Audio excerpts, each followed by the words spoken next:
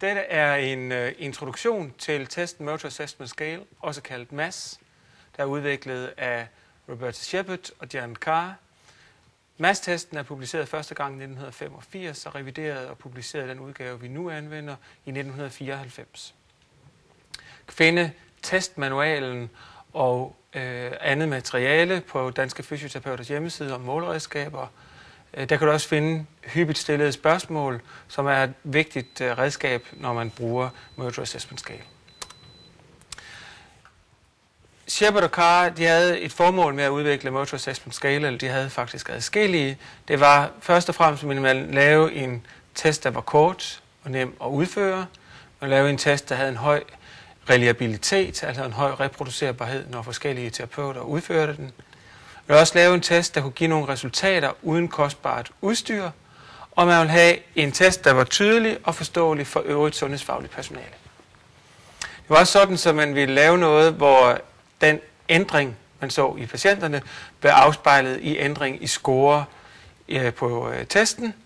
Så var det også et ønske for dem, at de ville måle relevante dagligdags aktiviteter, og endelig så var det, de var interesseret i, var den bedste udførelse, patienten kunne udføre. For at kunne anvende MASS-testen i klinikken, så er der nogle ting, som man skal tage højde for. For at blive en god tester, så er det vigtigt at få noget information og introduktion. Vi har lavet nogle videoer, som du kan se, de giver dig noget, men udover det er det også en god idé at have kursus eller anden undervisning af nogen, der kender MASS-testen godt. Man skal regne med, at information og introduktion tager ca. 10-15 timer. Derudover er det en rigtig god idé, og det anbefales, at man laver en vurdering af mindst 6 patienter i samarbejde med en terapeut, der kender MASS-testen i forvejen. For et arbejdssted er det en god idé at udpege 1-2 personer, der er MASS-ansvarlige. Og at være MASS-ansvarlig, det vil sige at være ansvarlig for en kasse, hvor man har opbevaret de ting, som man skal bruge til MASS-testen. Man kan være ansvarlig for uddannelse af andre, og man kan være ansvarlig for, at reliabiliteten, altså reproducerbarheden, holdes høj. Vi ved fra steder, der har implementeret MASS, at det er en god idé at lave en månedlig status det første halve til hele år, og sige, hvordan går det med at bruge testen her hos os. Fordi vi ved, at der let kan gå op til i hvert fald et halvt år, før MASS bliver en integreret del af hverdagen i en fysioterapi. Hvis vi ser på MASS-testen sådan overordnet, så er det en test, der er udviklet til og anvendes til apopleksipatienter. Det, den vurderer, det er områder af motorisk funktion. Går vi ind i ICF, så ser den på krops- og aktivitetsniveau. Som tidligere nævnt, så er det en forudsætning, at man er godt introduceret og undervist i MASS-testen, før man går i gang. Selve udførelsen af en test tager ca. 20-25-30 minutter per patient. MASS er delt op i 8 deltest eller 8 delområder. Disse 8 områder, det er ikke nødvendigt, at man scorer alle 8 områder.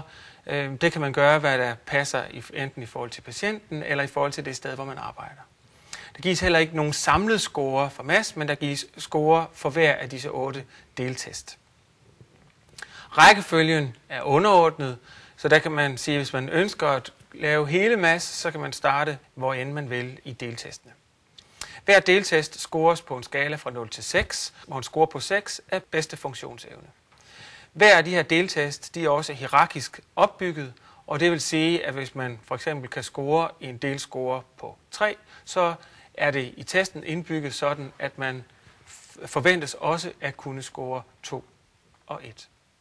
Vi anbefaler dog, at man i hvert fald de første stykke tid, hvor man starter med, eller tager MASS, tager alle de enkelte delscorer og starter fra 0, 1, 2, 3, 4, 5, 6 på hvert enkelt. Når man er blevet mere øvet, behøver man ikke at starte forfra.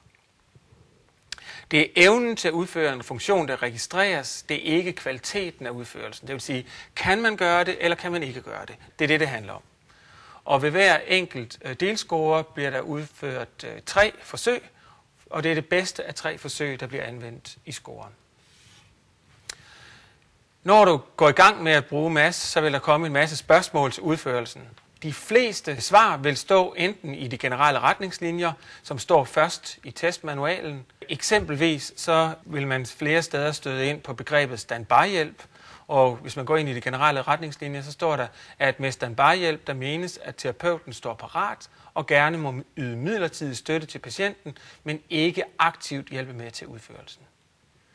Derudover har vi også på hjemmesiden et link til hyppigt stillede spørgsmål, så man kan gå ind og læse, hvor der også vil være mange spørgsmål besvaret.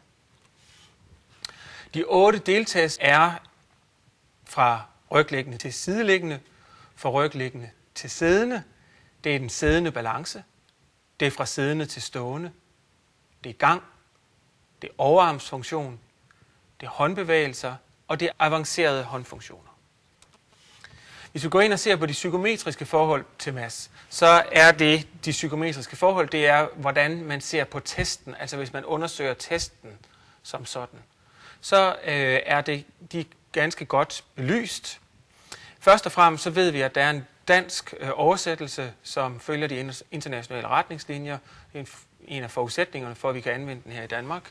Så er reliabiliteten, altså reproducerbarheden af testen, belyst flere steder og fundet god. Validiteten af Motor Assessment Scale eller MAS, hvis man ser på, om den kan vise funktionsniveau hos apopleksipatienter, er ligeledes belyst flere gange og fundet god. Der er også lavet undersøgelser, som viser, at testen er forståelig for både patient og behandler. Hvis vi ser på nogle andre dele af testen, så er det sådan, så at delene for overekstremiteten testet 1 uge efter apopleksiens opståen har vist sig at være forudsigende for funktionsniveau ved udskrivelse. Endelig har projekt Måleredskaber under danske fysioterapeuter vurderet MAS og anbefaler den som måleredskab både i daglig klinisk praksis og til projekter. Hvis vi går i litteraturen og ser på, hvad vi som terapeuter bør undersøge hos apopleksipatienter, så siger litteraturen, at vi skal se på funktion i overekstremiteten, i underekstremiteten og på balance som minimum. Alle de områder bliver belyst i MAS. Litteraturen siger også, at der er nogle steder, som er mangelfuldt belyst. Det er den stående balance og de bimanuelle færdigheder, som måske bør undersøges lidt nøjere. Endelig viser litteraturen, at MAS ikke er god til de meget dårlige patienter, og det kan også være problematisk at score patienter med afasi med MAS. Men generelt er det en test, der kan anbefales til apopleksipatienter, når fysioterapeuter tester.